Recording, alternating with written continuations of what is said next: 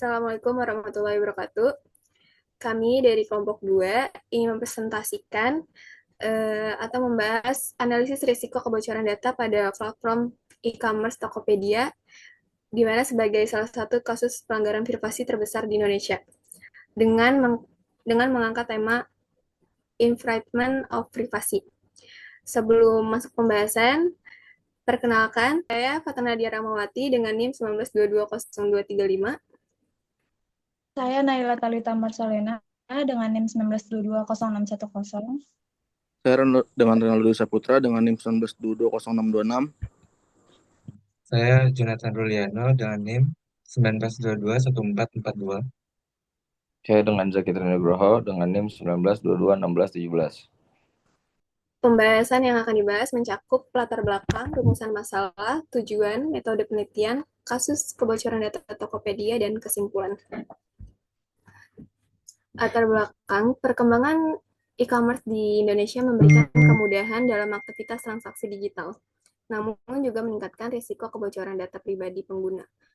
Salah satu kasus besar terjadi pada Tokopedia pada tahun 2020, di mana jutaan data pengguna dilaporkan bocor. Dan insiden ini menunjukkan pentingnya penerapan etika dan manajemen risiko dalam pengelolaan data digital. Selanjutnya ada rumusan masalah. Berdasarkan latar belakang tersebut, penelitian ini berfokus pada penyebab terjadinya kebocoran data Tokopedia, dampak yang ditimbulkan bagi pengguna dan perusahaan, serta upaya penanganan dan pencegahan yang dapat dilakukan untuk menghindari kejadian serupa. Selanjutnya ada tujuan penelitian. Tujuan penelitian ini adalah untuk menganalisis faktor penyebab kebocoran data pada Tokopedia, mengidentifikasi dampaknya terhadap privasi pengguna dan perusahaan, serta mengetahui langkah mitigasi yang dilakukan sebagai bentuk perlindungan data dan tanggung jawab etis perusahaan. Selanjutnya ada metode penelitian. Penelitian ini menggunakan metode studi literatur dengan mengkaji jurnal ilmiah, artikel penelitian, dan laporan resmi yang membahas kebocoran data Tokopedia. Analisis dilakukan menggunakan pendekatan risiko keamanan informasi untuk memahami penyebab, dampak, dan tingkat keparahan insiden kebocoran data.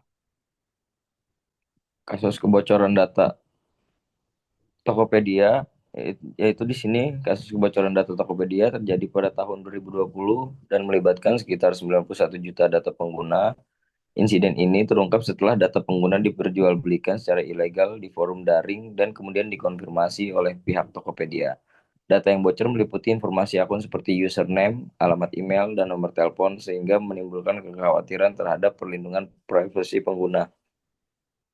Penyebab kebocoran data, hasil analisis menunjukkan bahwa kebocoran data disebabkan oleh lemahnya kontrol akses, kerentanan sistem autentikasi, serta manajemen keamanan informasi yang belum optimal. Kurangnya evaluasi dan audit keamanan juga menjadi faktor pendukung terjadinya kebocoran data. Selanjutnya ada dampak bagi pengguna. Kebocoran data memberikan dampak serius bagi pengguna, seperti meningkatnya risiko penipuan, phishing, dan penyalahgunaan identitas. Selain itu, privasi pengguna menjadi terancam dan menurunkan rasa aman dalam menggunakan layanan e-commerce.